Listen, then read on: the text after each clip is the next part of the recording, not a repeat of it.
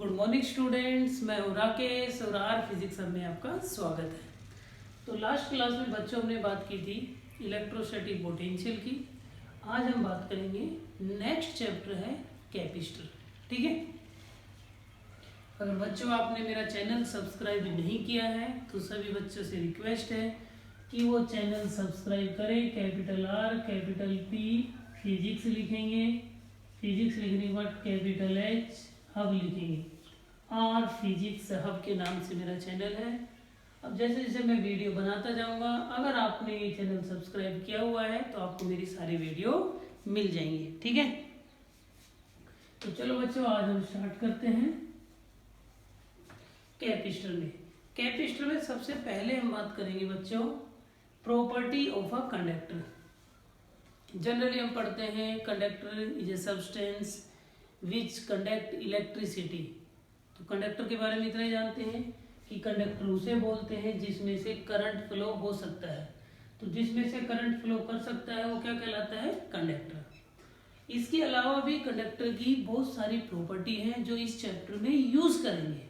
तो हम देखेंगे बेटा property of a conductor. First property देखो, in electrostatics electric field intensity inside the conductor always zero. अगर कंडक्टर है और उस पर चार्ज है और चार्ज रेस्ट पे है, इलेक्ट्रोस्टैटिक्स, ये ध्यान रखना। अगर कंडक्टर है और उस पर चार्ज है और वो रेस्ट पे है तो समझ लेना कंडक्टर के अंदर हमेशा इलेक्ट्रिक फील्ड क्या होगी? जीरो होगी। सपोज करो ये कंडक्टर है तो इसके अंदर ई होगा जीरो। अब आपके मन में विचार चल रहा होगा कि सर कैसे, तो मैं इसे एक्सप्लेन कर रहा हूं बच्चों। देखो कैसे। सपोज करो आपने ये फील्ड सेटअप किया, एक पॉजिटिवली चार्ज प्लेट ली, एक नेगेटिवली चार्ज प्लेट ली। ये आपने एक्सटर्नल फील्ड सेटअप किया, एक पॉजिटिवली प्लेट ली, एक नेगेटिवली। तो आपको पता है प्लस से माइनस इलेक्ट्रिक फील्ड सेटअप हो जाएगी। तो आपने फील्ड सेटअप कर दी, ये है external field E note, plus से माइनस। फिर बच्चों आपने क्या किया, इसके अंदर एक कंडक्टिंग स्लैब रख दिया, ये कंडक्टर रख दिया। आपने क्या किया, एक्सटर्नल फील्ड के अंदर एक कंडक्टर को प्लेस कर दिया। तो बाय इंडक्शन आपको पता है इस साइड क्या आ जाएगा? माइनस आ जाएगा, और इस साइड कैसा चार्ज आ जाएगा? प्लस आ जाएगा। ठीक है। बाय इंडक्शन इस साइड माइनस इंड्यूस होगा और इस side by induction plus charge induce होगा। अब ध्यान से देखो, एक्सटर्नल फील्ड इधर है, इसके अंदर एक फील्ड सेटअप होगी प्लस से माइनस, ये इंड्यूस, और एक्सटर्नल तो यहां भी है ई नोट, ई नोट यहां भी है, ई नोट यहां भी है। ई नोट तो प्लस से माइनस प्लेट की वजह से है एक्सटर्नल फील्ड, तो ई नोट यहां भी है, यहां भी है और यहां भी है। लेकिन इस कंडक्टर के अंदर एक फील्ड इंड्यूस हो गई प्लस से माइनस, जो यहां से यहां तक है। कंडक्टर के केस में क्या होता है बच्चों, ये एक्सटर्नल फील्ड और इंड्यूस फील्ड इक्वल होती है। जब तक इस पे यहाँ से इलेक्ट्रॉन इधर जाते रहेंगे, जैसे यहाँ पॉजिटिव चार्ज है ना, यहाँ के इलेक्ट्रॉन इधर मूव करते रहेंगे, इस फेज से इलेक्ट्रॉन इस फेज पे जाते रहेंगे। जब इलेक्ट्रॉन यहाँ से चले जाएंगे तो यहाँ पॉजिटिव चार्ज, और इस साइड चले जाएंगे तो यहाँ नेगेटिव चार्ज। तो इलेक्ट्रॉन का फ्लो यहाँ से यहाँ तक होता रहेगा। कब तक होता रहेगा? एक सिचुएशन आएगी, इस प्लस की टेंडेंसी और इस प्लस की टेंडेंसी बराबर हो जाएगी। ये प्लस इलेक्ट्रॉन को अट्रैक्ट करेगा, लेकिन ये प्लस इधर अट्रैक्ट करेगा। तो एक सिचुएशन ऐसी आएगी जब ये दोनों फील्ड, एक्सटर्नल फील्ड और इंड्यूस फील्ड इक्वल हो जाएंगी, उसके बाद इलेक्ट्रॉन का फ्लो बंद हो जाएगा। तो अब ध्यान से देख सकते हो आप, कंडक्टर के अंदर दोनों फील्ड क्या है? इक्वल एंड अपोजिट है। तो नेट फील्ड क्या हो जाएगा कंडक्टर के अंदर? नेट ई जीरो हो जाएगा बच्चों। तो आप इतना समझ सकते हैं कि कंडक्टर को जब भी फील्ड में रखते हैं तो उसमें एक्सटर्नल फील्ड और इंड्यूस फील्ड दोनों इक्वल एंड अपोजिट होते हैं, इसलिए नेट फील्ड क्या बन जाता है? जीरो। ये है इसकी कंडक्टर की first property. Second, net charge inside the conductor is zero. Conductor के अंदर नेट चार्ज क्या होगा? जीरो होगा। नेट चार्ज का मतलब जितना प्लस होगा उतना ही माइनस होगा। तो कंडक्टर के अंदर कभी भी नेट चार्ज नहीं होता। तो चार्ज कहाँ पे होगा? कंडक्टर का होल चार्ज सरफेस पे होता है बेटा। जब भी हम किसी कंडक्टर को चार्ज करते हैं तो उस कंडक्टर का चार्ज आपको कहाँ मिलेगा? उस कंडक्टर का चार्ज आपको केवल सरफेस पे ही मिलेगा, कंडक्टर के अंदर नहीं मिलेगा। इस बात को प्रूव कर सकते हैं। जैसे हमें पता है वी नो, गॉस थ्योरम जानते हैं ना? गॉस थ्योरम क्या है? E dot D S Q net upon में epsilon naught. Electric flux Q net upon epsilon naught होता है। इलेक्ट्रिक फ्लक्स को ई डॉट डी एस लिख सकते हैं। अब आपको पता है, इसको सोल्व करेंगे तो आ जाएगा ई डी एस कोस थीटा। अब बच्चों आपको पता है कंडक्टर के अंदर ई जीरो होता है, बोलो। कंडक्टर के अंदर ई जीरो होता है तो ई जीरो पुट करेंगे तो पूरा ही जीरो हो जाएगा। तो ई जीरो होता है तो ये आ जाएगा क्यू नेट अपॉन में एप्सिलॉन नॉट। एप्सिलॉन नॉट इधर आ जाएगा तो नेट चार्ज भी कितना हो जाएगा? जीरो। तो दो प्रॉपर्टी ध्यान रखना कि कंडक्टर के अंदर फील्ड भी नहीं होती और कंडक्टर के अंदर नेट चार्ज नहीं होता। इसलिए जो प्लस माइनस चार्ज हम इंड्यूस करते हैं वो कहाँ होता है बच्चों? सरफेस के ऊपर होता है। ठीक है, तो थर्ड प्रॉपर्टी देखते हैं।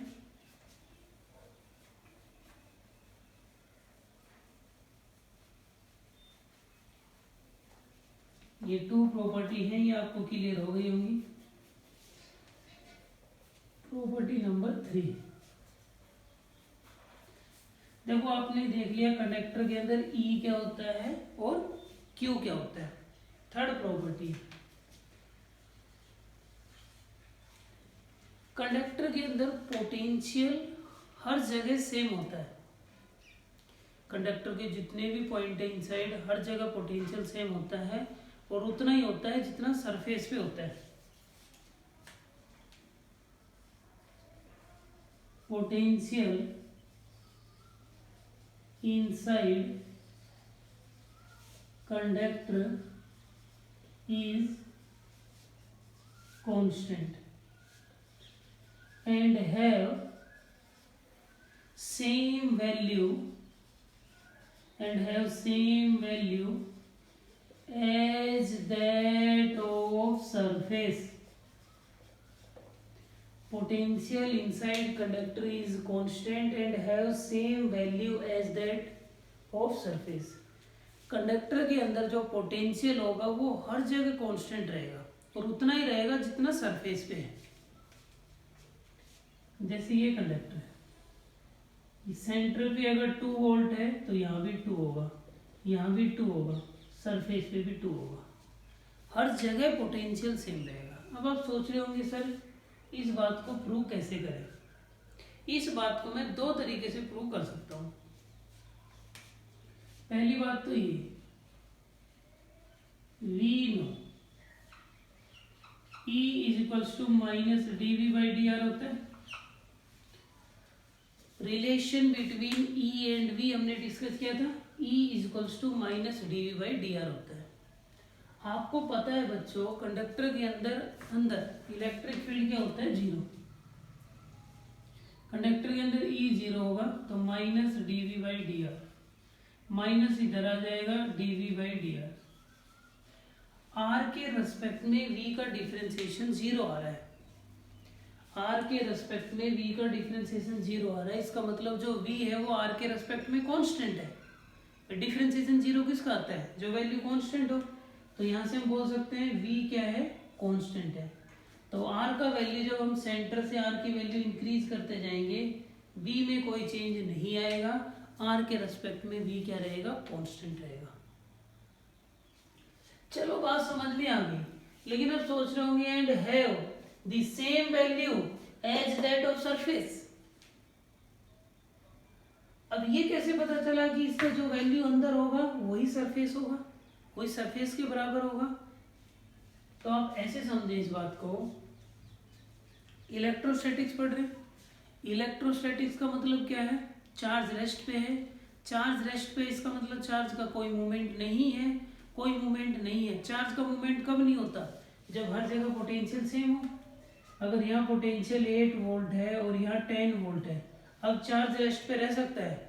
चार्ज फ्लो करेगा हाई पोटेंशियल से लो पोटेंशियल। चार्ज फ्लो नहीं कर रहा है, इसका मतलब हर जगह पोटेंशियल कितना है? सेम। ये भी तो है। तो सरफेस में जितना पोटेंशियल है उतना ही इनसाइड है। क्यों? क्योंकि चार्ज रेस्ट पे है। अगर पोटेंशियल सरफेस और अंदर सेम नहीं होता तो चार्ज अंदर से बाहर फ्लो करता, बाहर से अंदर फ्लो करता। तो ये थर्ड प्रॉपर्टी है, potential inside the conductor is constant and have same value as that of surface. Third property समझ में आ गई। नेक्स्ट प्रॉपर्टी देखो बच्चों, फोर्थ प्रॉपर्टी।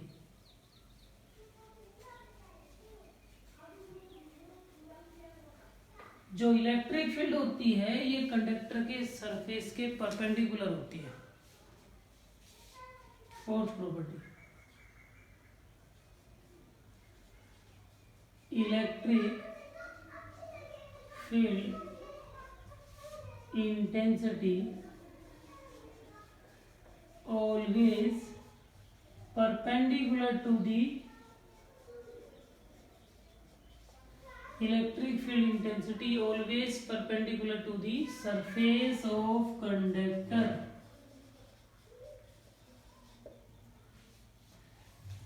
इलेक्ट्रिक फील्ड हमेशा कंडक्टर के सरफेस के परपेंडिकुलर होती है। लेकिन ध्यान रहे सारी बातें मैं इलेक्ट्रोस्टैटिक्स की कर रहा हूँ।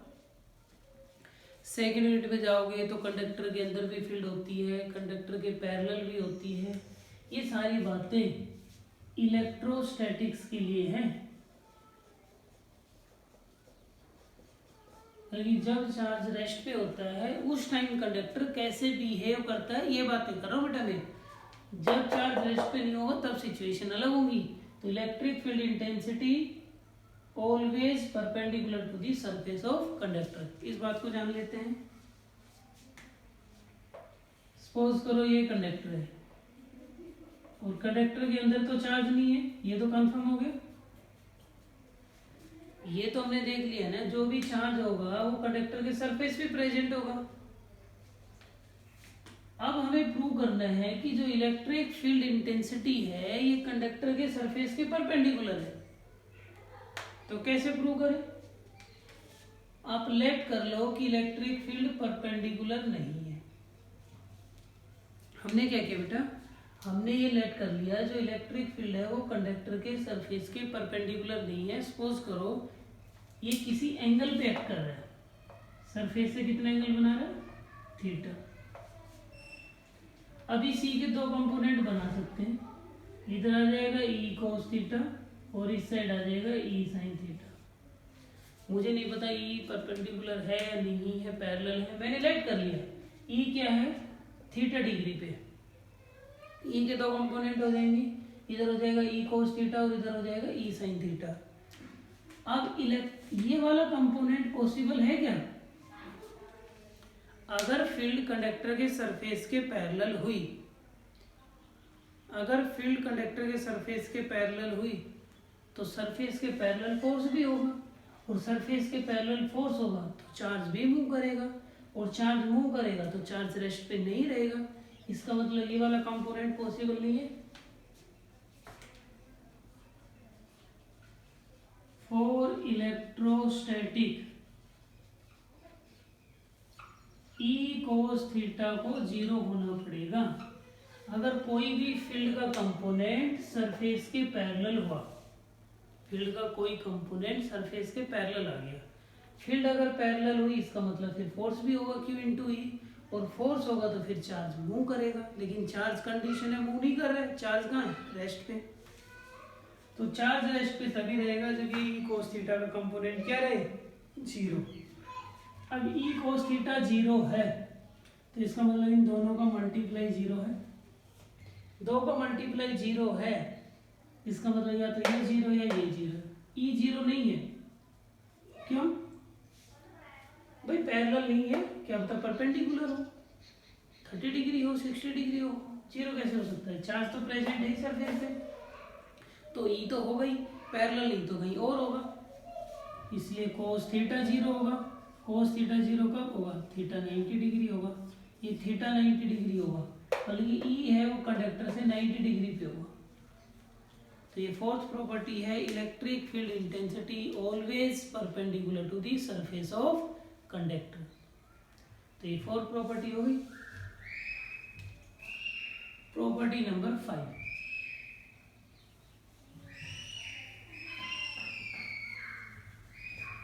टोटल 6 प्रॉपर्टी है बच्चों, 4 प्रॉपर्टी हमने डिस्कस कर लिया।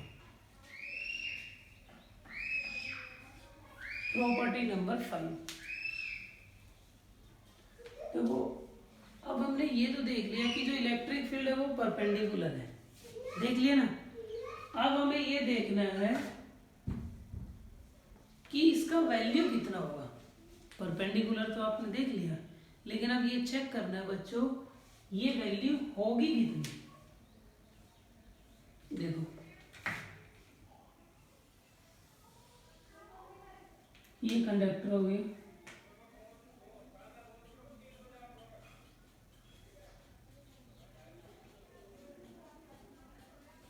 ठीक है, चार्ज हो गए।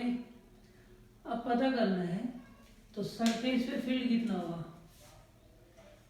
Electric field intensity at the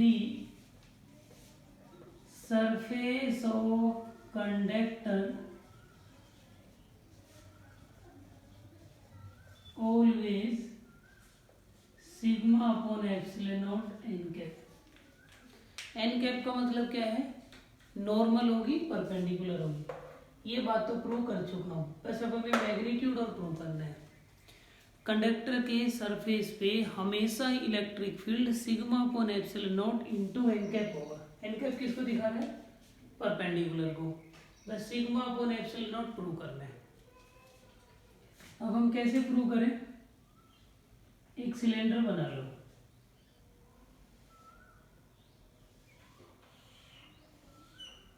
एक सिलेंडर बन गया। ये समझ लो एक स्फीयर है और स्फीयर के अंदर हमने एक सिलेंडर पास कर दिया ऐसे, ठीक है, जैसे ये स्फीयर है और ये सिलेंडर पास कर दिया, कुछ पार्ट इसका आउटसाइड है और कुछ पार्ट सिलेंडर का स्फीयर के इनसाइड है। ये वाला पार्ट अंदर ही होगा। अब देखो बेटा, अंदर फील्ड 0 है तो इस फेस का फ्लक्स निकालने की जरूरत नहीं है, इस फेस का फ्लक्स भी नहीं निकालेंगे, इस फेस का फ्लक्स भी नहीं निकालेंगे। क्यों, क्योंकि कंडक्टर के अंदर ई 0 है, E dot D S cos theta करेंगे, ई 0 सब 0 हो जाएगा। लेकिन अगर हम यहां बात करें, इसका नॉर्मल इधर होगा और फील्ड भी सरफेस कंडक्टर के सरफेस के परपेंडिकुलर होती है, इसका मतलब वो भी ऐसी होगी, ये नॉर्मल हो गया, ई भी ऐसे ही होगा। ये दो फेस बच गए, इन दो फेस की अगर हम बात करें तो नॉर्मल इधर होगा, ई इधर होगा 90 डिग्री, ई इधर होगा, नॉर्मल इधर होगा 90 डिग्री, ये दोनों भी खत्म हो जाएंगे। ये ई अंदर 0 है इसलिए ये सब खत्म हो गए। फ्लक्स के लिए मुझे फेस चाहिए ना, इलेक्ट्रिक फील्ड कंडक्टर के सरफेस के परपेंडिकुलर होगी, ये हमने प्रूव कर लिया। तो इधर होगी फील्ड ऐसे, इनके नॉर्मल इधर होंगे तो यह 90 डिग्री बनेगा, ई डी एस कोस 90 हो तो 0। अंदर की कहानी देखेंगे नहीं क्योंकि अंदर ही होता ही नहीं है। तो कुल मिला के हमारे पास एक सरफेस होता है और इसकी सरफेस चार्ज डेंसिटी है सिग्मा, ठीक है। इसका रेडियस मान लेते हैं आर। तो गॉस थ्योरम लगाएं, according to Gauss law, Gauss law क्या हो जाएगा, E dot D S Q net upon में एप्सिलॉन नॉट। बस एक ही फेस है हमारे पास बेटा, यही तो फेस है। इसमें अगर हम डी एस बनाए स्मॉल सा तो वो डी एस ऐसे होगा, गॉसियन सरफेस, तो हो जाएगा ई डी एस कोस 0।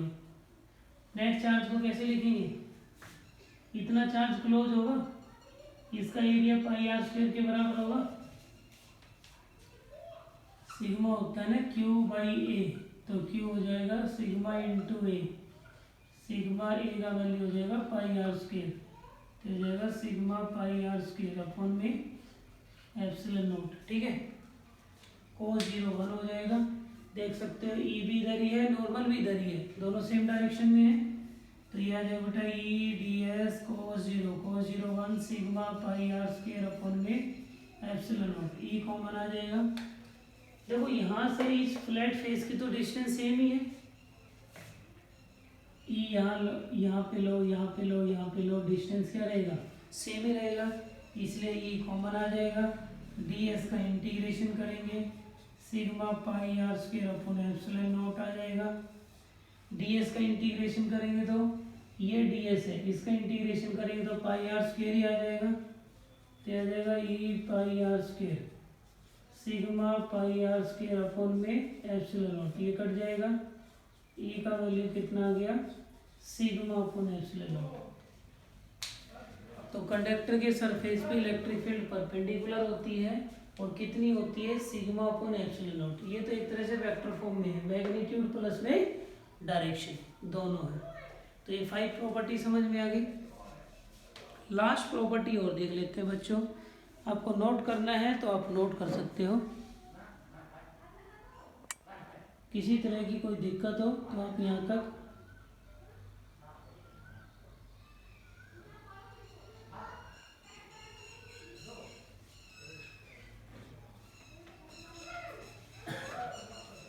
प्रॉपर्टी 6